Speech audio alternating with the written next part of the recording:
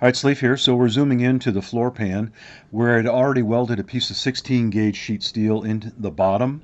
I'm showing you the perimeter now that's going to be MIG welded along this edge using 4 beads around this square or rectangular piece of steel. And so let's go over it in the next segment of the video.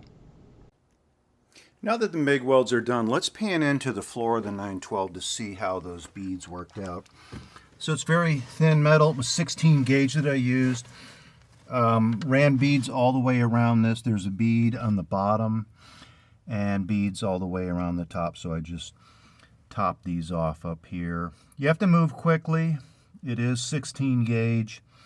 But you can build up a bead as you move along. Sometimes I'll slow down and just put a few tacks, and then kind of seam weld, and then go back and fill in. You don't want something like this to get too hot. So this is a piece of 16 gauge that was welded into the floorboard of the car because it was rusted out. So I cut out a piece, welded from the bottom, kind of hammered it into shape, and there you have it. Now we have a new piece of a floorboard right under the heel of the accelerator pedal. One of the things I have to do next is build a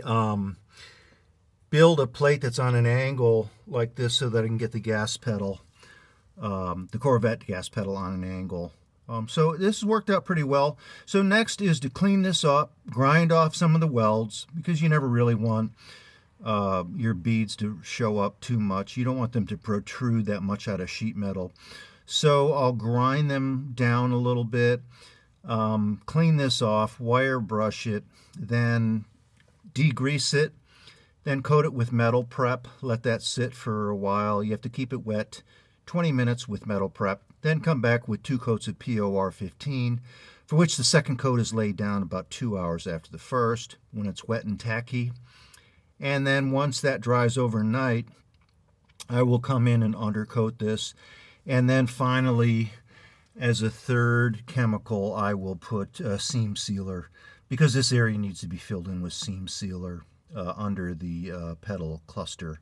So one more kind of nagging delay that took about 2 to 3 days, but it's done now, and I can move on to the gas pedal and the pedal cluster.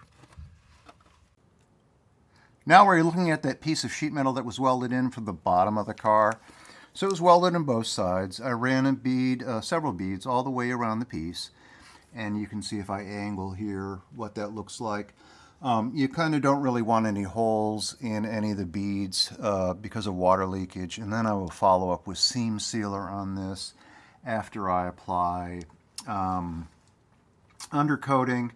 Basically metal prep, degreasing, metal prep, then 2 coats of POR 15 and undercoating, which is all that will go here. Now this Schutz is what it's called, SHUTZ. It's a German name for the undercoating that was originally OEM on this car.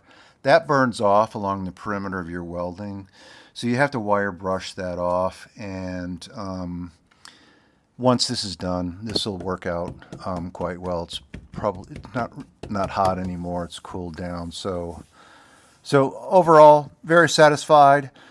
This car has very, very little rust. In fact, when I found rust under this, I really removed this piece. I had to take an air chisel and cut a lot of this sheet steel out, because the bolts that go through this, I had to drill holes in this. There's a piece of steel that goes under this that'll fit right here, and I have to drill several holes on it. There are 2 holes that originally are in the car to support the accelerator pedal about right here. And then I have to drill M6 holes. That's a 6mm bolt hole right in about these 2 areas. And then that flat plate will go up, will sit right here. Those 2 bolts will go up, and then you'll have the pedal cluster mount prepared. And then now that once all this is done, then I can go ahead and finish up. You can see I have the new brake line coming in from the rear. Just have to seal this off with the rubber grommet here. Finish the rear brake lines. That's on hold for a minor snag.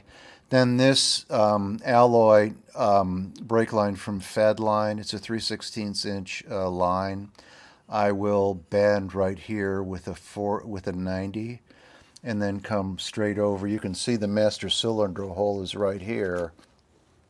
I'll bend this and then just come over this way, right into the master cylinder, and then run in the steering channel here, run to the two front brakes once this is all done.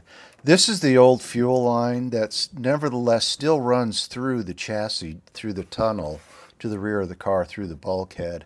But I think I'm going to cut it out because, after all, with the new LS swap fuel cell that's going in, I'm going to run those two fuel lines probably through perhaps a steel or an aluminum or a PVC tube in the tunnel. So that's going to be an interesting engineering feat that I need to overcome.